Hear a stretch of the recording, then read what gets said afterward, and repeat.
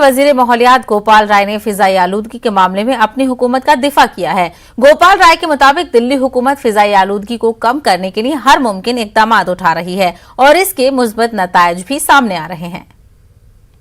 देखिए, दिल्ली के अंदर जो प्रदूषण की समस्या दिवाली के बाद बढ़ी है, पिछले 10 दिनों से प्रदूषण की स्थिति में काफ़ी परिवर्तन हुआ है और इसलिए दिल्ली सरकार अपने स्तर पे जो प्रयास है वो कर रही है और उसको लेकर के जैसे अभी आज से दिल्ली के अंदर सभी स्कूल, कॉलेज, संस्थान बंद कर दिए गए हैं। दिल्ली के अंदर सभी कंस्ट्रक्शन कार्य जो हैं वो सारे बंद कर दिए गए।